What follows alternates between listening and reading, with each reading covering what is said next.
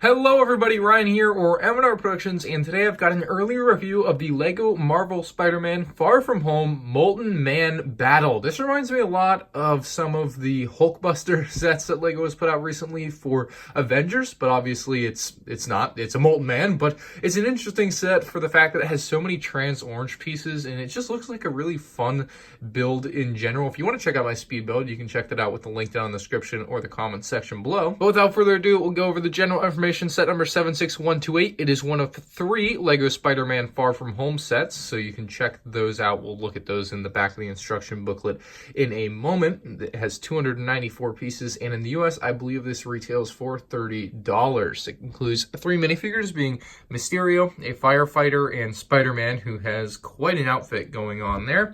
The back side of the box is just going to show off some of the features of the set, including the 6-barrel stud shooter. It shows off all the spider web accessories you get, and it just shows the Molten Man kind of mid-battle there. So very interesting box art there. As I said, the instruction manual does show off the other sets there, so you get a good look at both of them. I was almost able to get the Venice set a little bit early the other day, but unfortunately, it was street dated at Target. I haven't seen this one yet, but I will be probably picking up the other 2 sets here and reviewing them on the channel, so make sure you subscribe and look for those on the YouTube channel if you're interested. Anyway, let's take a look at those figures in this set. Starting with the Mysterio minifigure, he has this kind of fishbowl headpiece that you can actually take on and off. It's kind of a nice piece. I like the fishbowl piece. He just has a regular kind of silver colored head there. His cape is in this purplish pink color.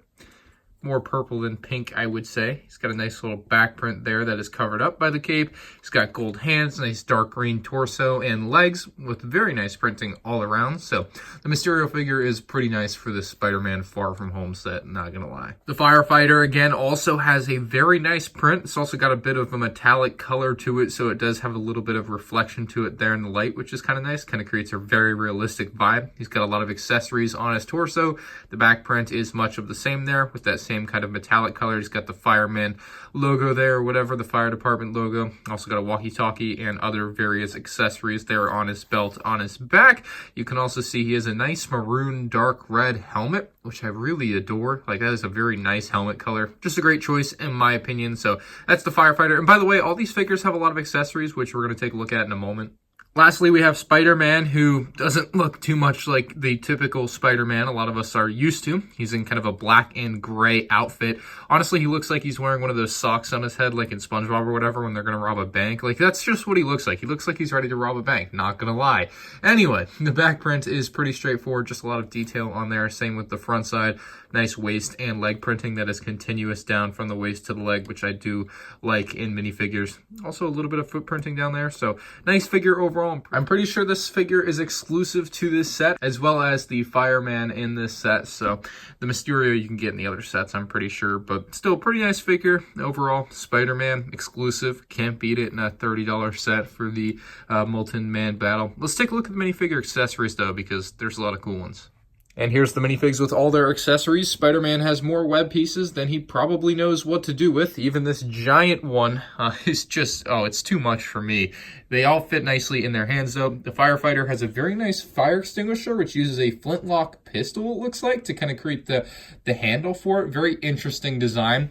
And then Mysterio has these little blue things, which I'm not too familiar with Mysterio, but I guess they could be water or they could just be some like energy plasma things, but basically, if you push in on them towards the body of Mysterio, they will shoot out like that. And try to get one more, get you a better shot there. That was lame, but you saw the first one, it went really fast. So the point is, they work, and all very nice accessories for these figures. I'm going to start with the Molten Man kind of mech thing by showing off all the detail on him before we get into all the articulation and features he has. His face has this very nice printed piece, kind of what you would see on a buildable figure in the past, but now obviously used for a Molten Man face, and it actually looks really good. A lot of lava detail on there. Actually, it's a really scary looking face, so I can appreciate that. There's a few stickers on the set as well that are going to continue on his neck and down his back there.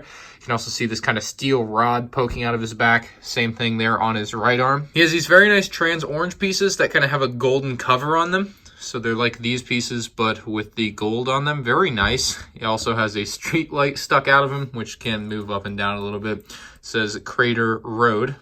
kind of funny. And then you also have like a no car sign or something, and then a street lamp. Like, it's a fun little build with a lot of extra details like that that make it extra fun. There's lava dripping off his torso and everything. You can see a car sticking out of his torso with a broken headlight. Very interesting there.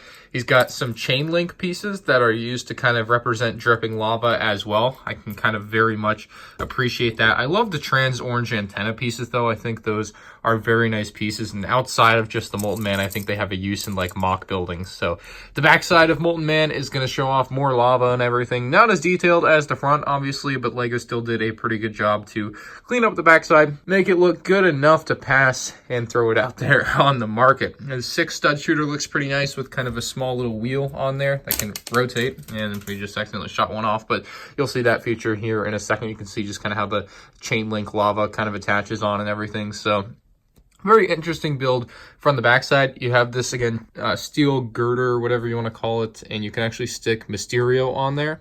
So that's how they show it on the box, is they get Mysterio on there, and that's kind of interesting. And this can move up and down as you please, so you can kind of get some different angles on that. Now, the Molten Man head can move up and down as well. It's kind of on a hinge there that has full posability or rotation or whatever you want to call it, so you can actually get him to kind of look wherever you want, which is a very nice additional feature to this set.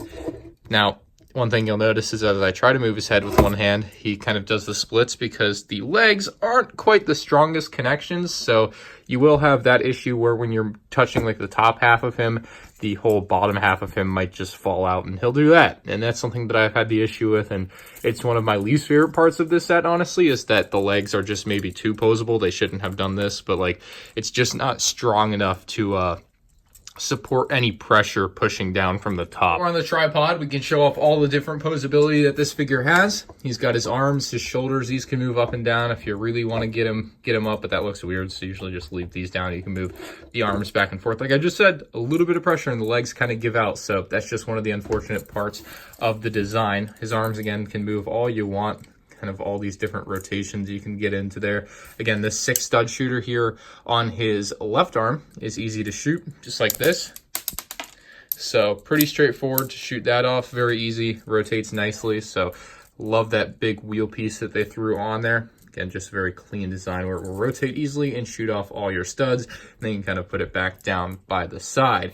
His right arm has fingers, so you could actually grab a minifigure or something with this. Or what they show on the box is they actually have Spider-Man with one of his webs attached where he's kind of flying through the sky trying to get up onto the Molten Man. So very interesting use for the web piece there that I actually quite appreciate. That's actually a really interesting way to use those web pieces. Here's that street light again, just kind of everything on there. The arm can still move pretty easily even with everything attached. The legs are where you kind of lose me. I mean, you have pretty nice feet here, very large base for the feet, so you're not gonna have trouble with him standing. The only problem is when you put pressure on it, the legs begin to separate, and eventually he's going to end up doing the splits, and it just doesn't stay up as well as you would like for a set like this, where you actually are going to be playing with it, kind of like an action figure. So you kind of lose me a little bit there with these mech designs from LEGO, and that's probably the one flaw in this set. So that's really all I have to say about this set, or at least for the review.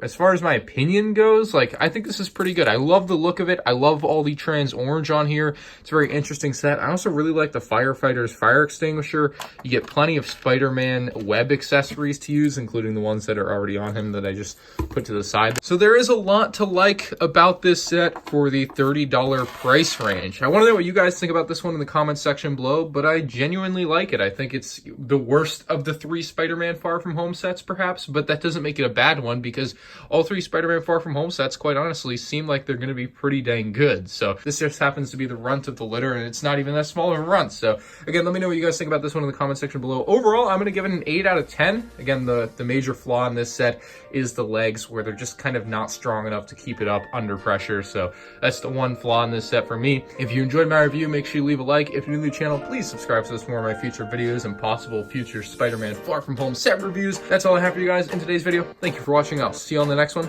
Peace out.